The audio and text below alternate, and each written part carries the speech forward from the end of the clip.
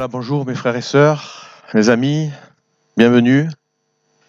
Nous sommes heureux de nous retrouver à chaque fois. Alors ce matin, j'aimerais vous parler des racines, mais plus particulièrement de l'enracinement, être enraciné. Ça va être le thème de ce matin. Et le titre, c'est « Quand Dieu travaille nos racines ».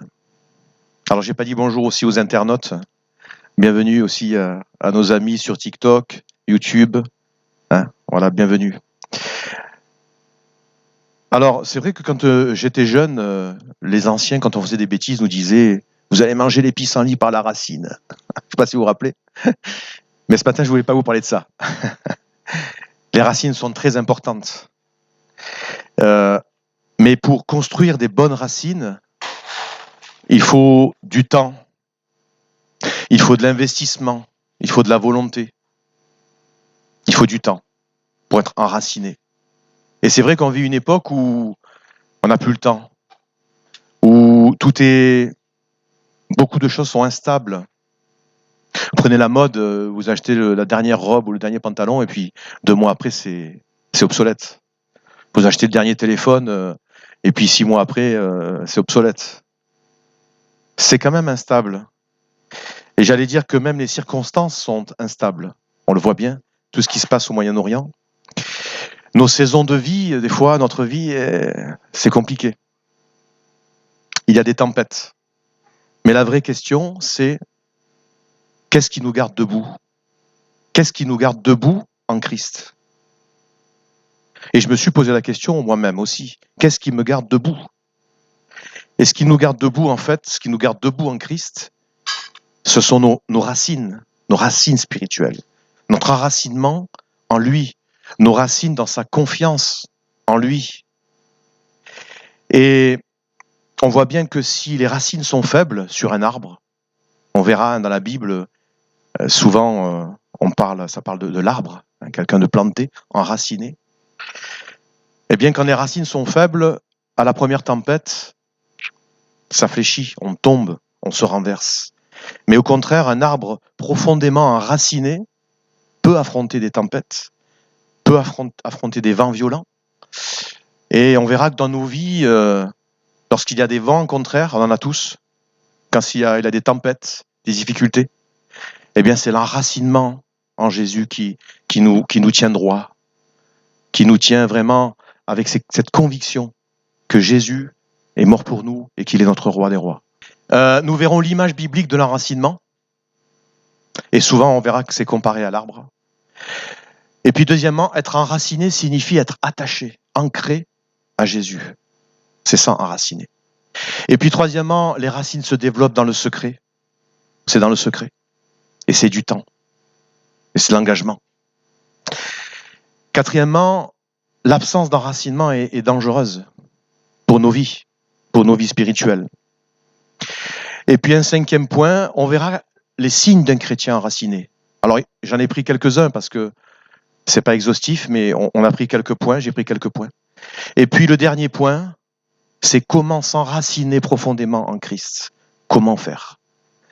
Là aussi, j'ai pris quelques points, c'est pas exhaustif, mais on verra quelques points qui sont plutôt intéressants. Voilà, j'aimerais qu'on prenne Colossiens chapitre 2, verset 6, ensemble, dans la version parole vivante. Aussi, puisque vous avez appris à connaître Jésus-Christ et que vous l'avez accepté comme Seigneur, marchez sous sa direction en communion vivante avec lui. Que les racines de votre être s'implantent toujours plus profondément en lui. Construisez toute votre vie intérieure sur lui. Attachez-vous de plus en plus fermement à la foi qu'on vous a enseignée. Marchez-y de progrès en progrès et que votre bouche déborde de prières de reconnaissance. C'est beau, hein? Que les racines de votre être s'implantent toujours plus profondément en lui. Alors, premièrement, on verra que l'image biblique de l'enracinement, eh bien, c'est souvent comparé à... L'image, c'est de l'arbre pour parler de la vie spirituelle. On le voit dans ce psaume, le psaume chapitre 1, verset 3, qui nous dit « Il est ferme comme un arbre planté près d'un courant d'eau, qui donne toujours son fruit quand vient le moment voulu, et sans cesse, sa ramure, sans se faner, refleurit. Tout ce qu'il a entrepris, il le réussit. » Alors, un arbre en bonne santé, finalement, dépend de ses racines. Dépend de ses racines. Alors, à quoi servent les racines? J'ai regardé un petit peu. Ça sert à 3 choses. Les racines d'un arbre, ça sert à le nourrir. Il se nourrit par ses racines. Et souvent, il va chercher en profondeur pour bien se nourrir, chercher ce qu'il lui faut. Ensuite, deuxièmement, pour un arbre, les racines servent à le stabiliser. Il va chercher en profondeur, il prend de la largesse pour être stable et affronter tout ce qui peut venir, comme des tempêtes, comme des vents violents. Et puis troisièmement, ces racines servent à ce qu'il se développe. Il porte du fruit. Pour qu'il porte de bons fruits, il faut qu'il ait de bonnes racines qui partent vraiment en profondeur. Un arbre peut être grand, majestueux, magnifique, mais s'il a des racines faibles, petites, au premier coup de vent, il tombe. Et ça, c'est le problème. Et spirituellement, je dirais que la vie chrétienne, c'est la même chose. C'est la même chose. Certaines personnes aiment Dieu. Certaines personnes viennent à l'église.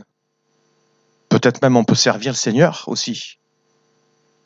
Mais s'il n'y a pas ces racines en profondeur, première tempête, c'est compliqué. Deuxième tempête, c'est encore plus compliqué. Voilà l'image. Et puis, souvent, quand on n'a pas de racines bien profondes, on est souvent déraciné. Déraciné. Alors, le deuxième point, être enraciné signifie être attaché à Christ, ancré en Jésus. C'est pas seulement connaître Jésus, mais c'est être uni à lui en profondeur. Uni, c'est faire un avec lui. Dans Jean chapitre 15, verset 5, Jésus dit « Je suis le cep de la vigne, vous en êtes les sarments. Celui qui demeure uni à moi et en qui coule ma vie portera du fruit en abondance. Car séparé de moi, vous ne pouvez rien faire du tout. » On avait un rosier à la maison, un rosier grimpant, et j'ai voulu l'enlever. Il était tellement enraciné qu'il s'est imbriqué dans le crépi de la maison. Et quand j'ai voulu l'arracher, le crépi est venu avec, j'ai eu du mal à beaucoup tout enlever. J'avais l'impression qu'il faisait qu'un, il s'est intégré dans la maison, intégré complètement. Et quand j'avais l'impression que c'était inséparable entre la maison et ce rosier. Eh bien, le Seigneur nous invite à la même chose. Uni à lui, c'est intégré à lui. C'est entremêlé, entrelacé avec lui, uni à lui. Les racines d'une vie spirituelle, c'est pas, j'allais dire, c'est pas une dénomination, c'est pas une personne, c'est même pas un pasteur ou un ancien, mais les racines d'une vie spirituelle, c'est Christ. C'est Christ lui-même. La racine, c'est Christ lui-même. Et un chrétien, en fait, enraciné, c'est quelqu'un d'ancré en Jésus. Sa foi ne dépend pas des circonstances, sa paix ne dépend pas des émotions, sa fidélité ne dépend pas des autres. Il est enraciné, attaché à la source, qui est Jésus, en fait. C'est ça. Alors, troisième point, les racines se développent dans le secret. C'est souvent pas à la vue de tout le monde, mais c'est dans le secret. Les racines d'un arbre sont invisibles, et pourtant, c'est ce qu'il y a de plus important. Nous voyons les belles fleurs, le beau tronc, c'est magnifique, il est beau cet arbre. Mais l'essentiel, c'est quand même ses racines.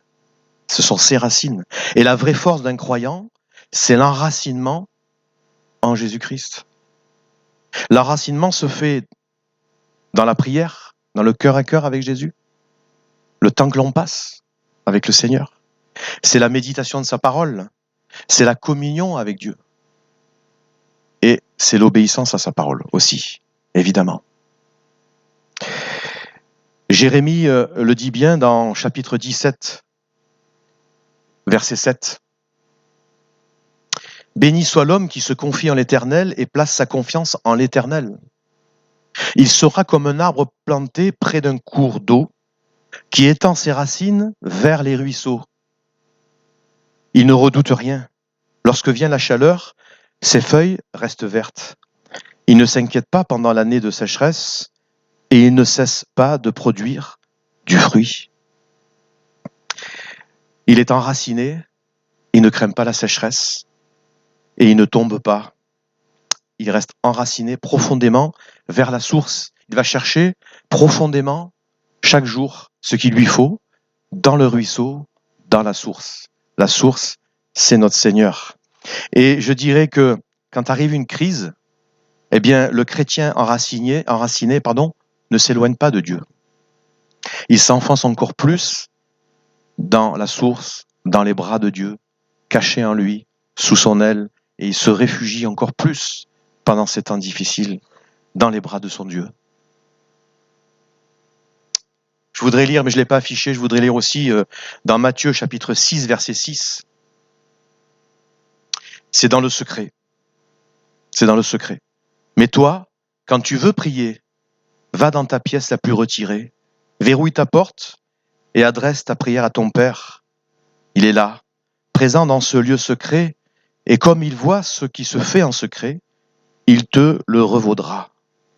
Amen. Donc ça se construit dans le secret. L'Éternel l'a dit à Samuel, Dieu regarde à ceux qui frappent les yeux, mais l'Éternel regarde au cœur. Il regarde à la racine du cœur, aux racines du cœur. Ensuite, le point 4, c'est l'absence d'enracinement qui est dangereux. Jésus parle même d'une foi superficielle. On connaît tous la parabole du semeur. Et au chapitre 13 de Matthieu, verset 20, il est dit que le grain tombé sur le sol rocailleux représente celui qui entend la parole et l'accepte aussitôt avec joie, mais qui ne le laisse pas s'enraciner en lui. C'est un homme inconstant et versatile. Dès que surviennent des difficultés, qu'il faut souffrir ou être persécuté à cause de la parole, il abandonne tout. On a certaines personnes, effectivement, qui entendent la parole de Dieu, qui sont joyeux, qui l'acceptent avec foi, et on voit un enthousiasme grandissant, et puis, quelque temps après, on les voit plus, ils sont découragés, etc. Parce qu'il y a sûrement un manque de racines. Un manque de racines. Je regardais sur Internet, dans certains déserts, après une pluie, vous avez des plantes qui poussent en quelques heures. En quelques heures.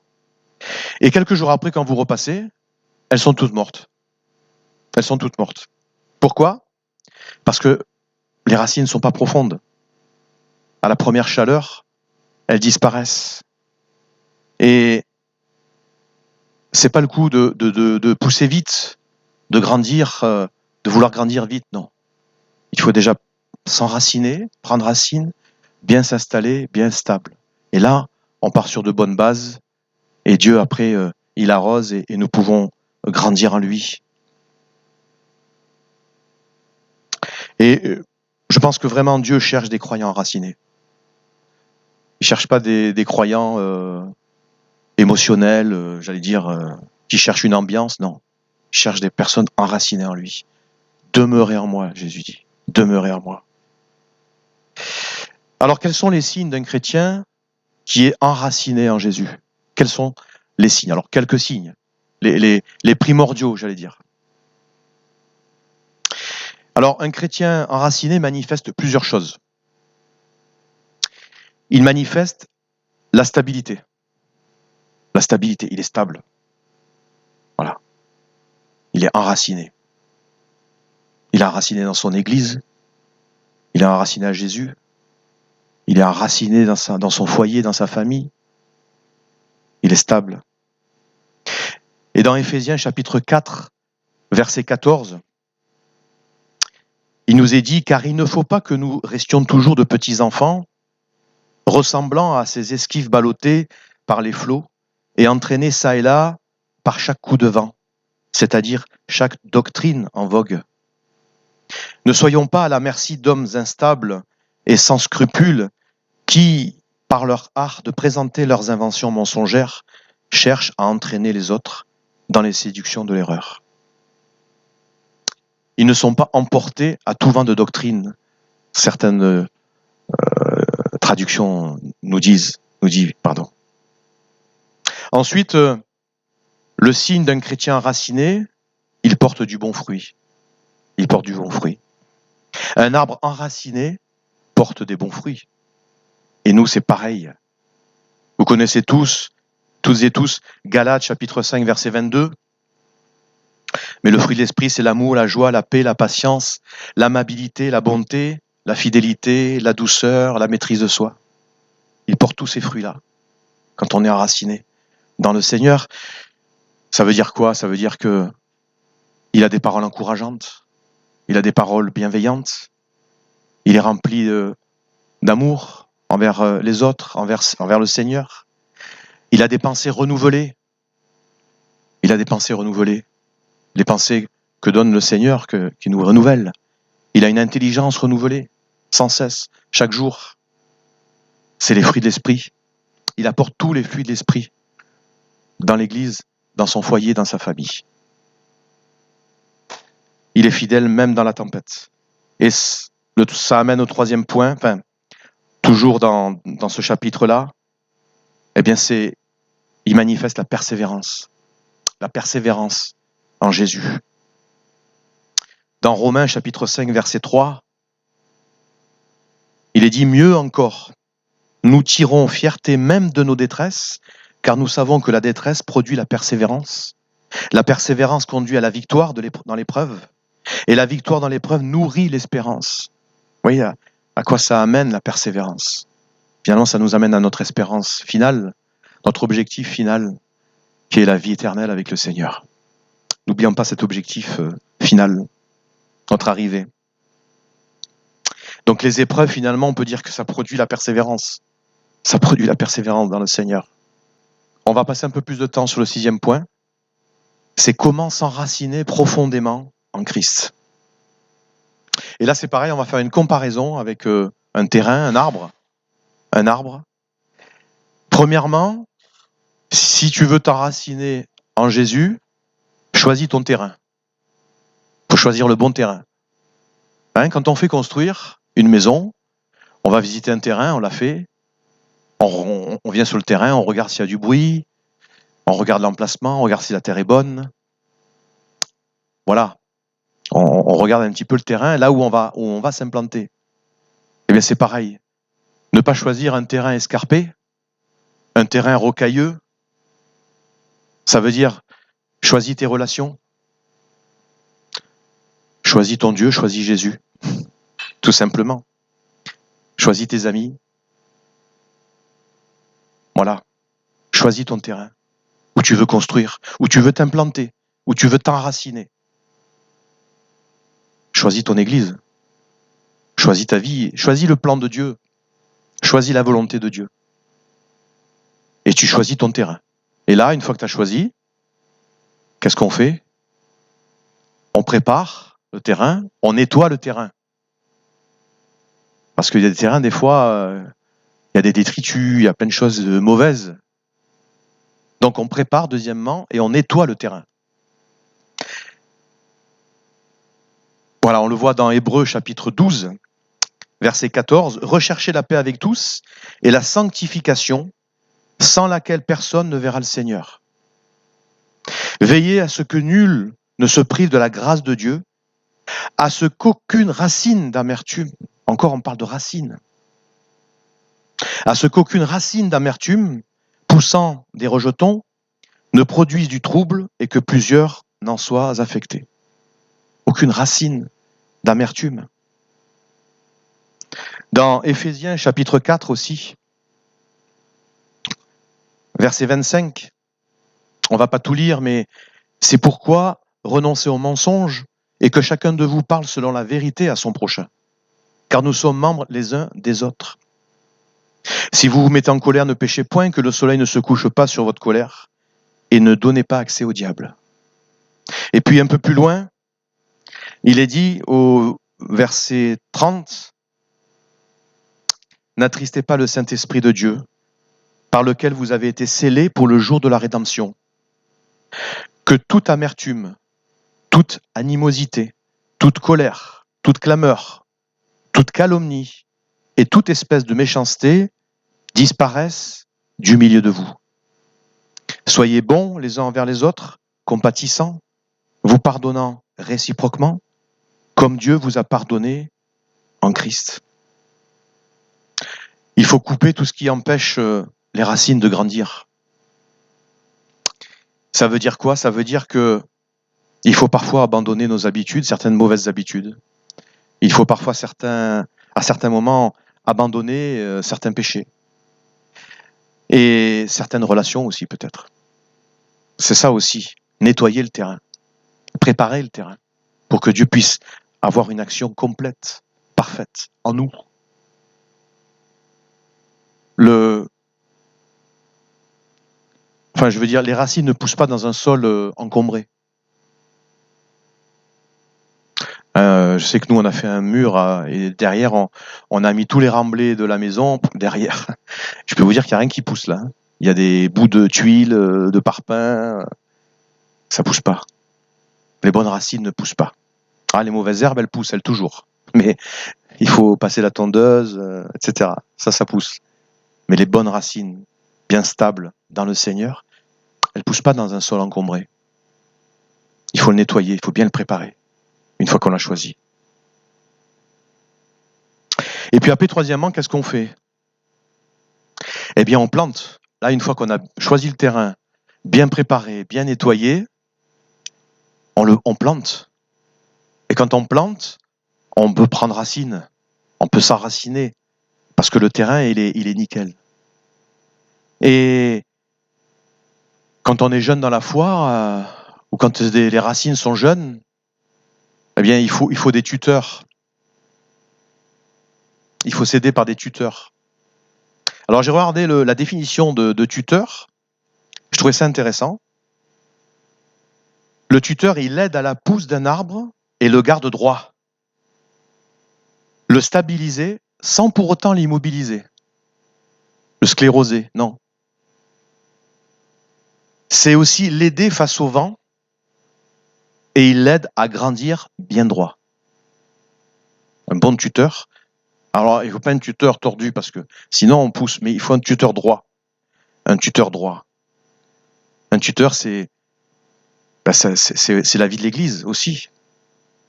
C'est s'écouter, s'entraider, c'est trouver conseil auprès de personnes, des anciens, des chrétiens, des frères et sœurs.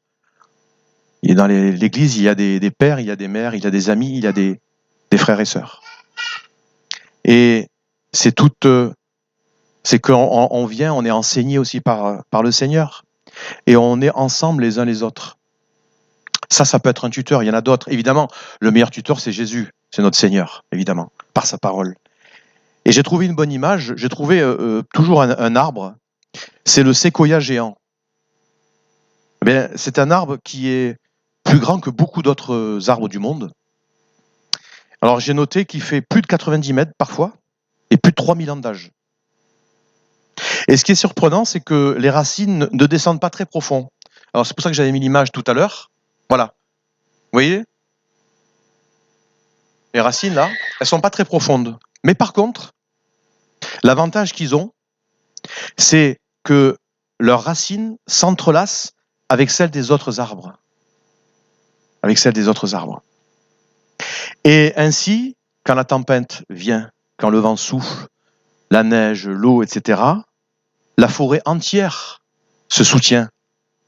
La forêt entière fait face. Parce qu'ils sont entrelacés aussi, entre eux, dans l'amour de Christ. On est entrelacés. On est entrelacés. C'est aussi l'image de l'Église.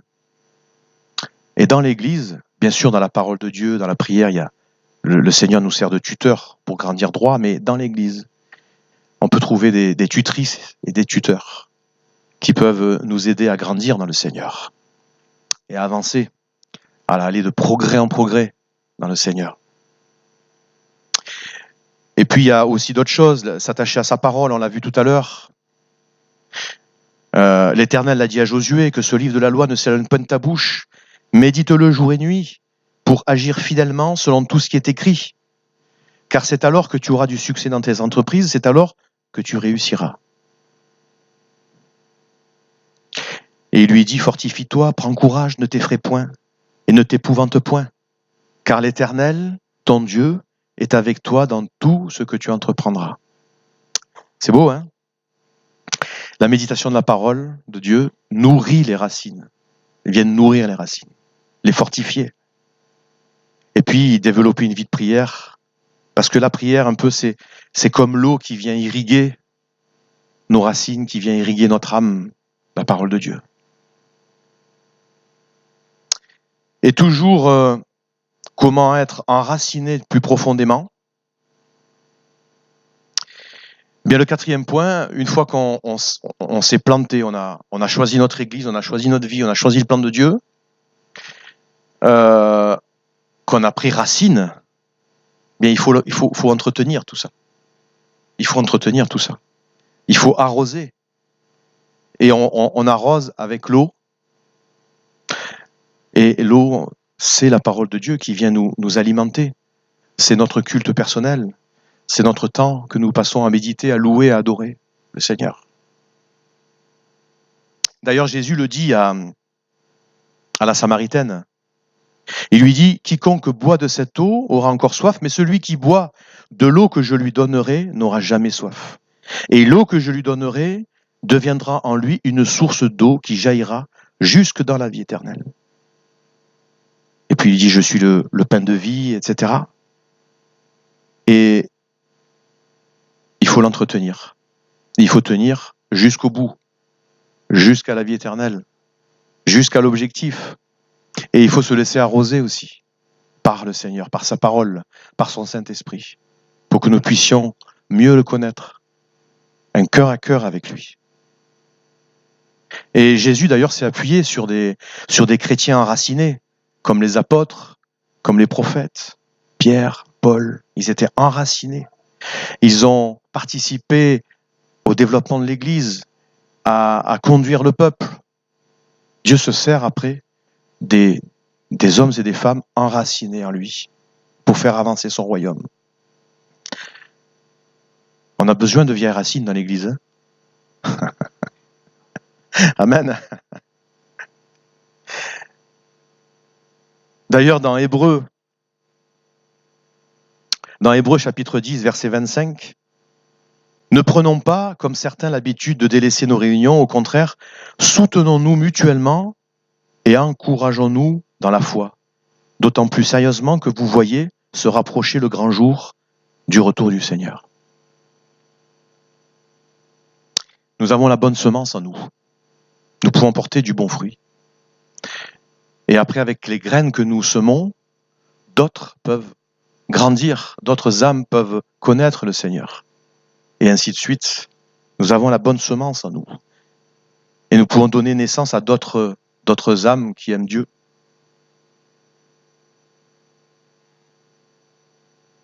Voilà, je pense qu'on a vu tous les points. Et je voudrais juste conclure avec ce verset. Parce que je crois que les temps vont être de plus en plus difficiles. Faut pas se le cacher. Et Dieu appelle son Église à un enracinement profond. Vu ce qui peut s'annoncer, Dieu ne cherche pas des chrétiens peut-être spectaculaires, superficiels, non. Il cherche des chrétiens enracinés dans la parole, enracinés dans la présence de Dieu, enracinés dans la foi. Parce que les temps qui viennent sont pas favorables à l'évolution de notre foi. Hein. Ça, c'est certain. Donc, soyons des chrétiens enracinés dans la parole, dans le Seigneur Jésus. Et j'aimerais finir par ce psaume que je trouve vraiment magnifique. Il parle du chrétien enraciné, du juste. Il est un arbre planté dans la cour du temple. Il s'épanouit chez le Seigneur notre Dieu. Même en vieillissant, il porte encore des fruits. Il reste plein de sève et de vie, preuve vivante que le Seigneur est juste et sans détour, lui mon rocher. Beau, hein? Alors mes frères et sœurs, les aînés, Dieu, il vous demande de porter des fruits encore. Hein? C'est pas fini, il y a encore des belles années. Hein? À tout moment, on peut porter des fruits. Il n'y a pas d'âge pour porter des bons fruits. Qu'on soit jeune, adulte, aîné, 3e, 4e âge, le Seigneur nous invite à porter de bons fruits et être enracinés en lui.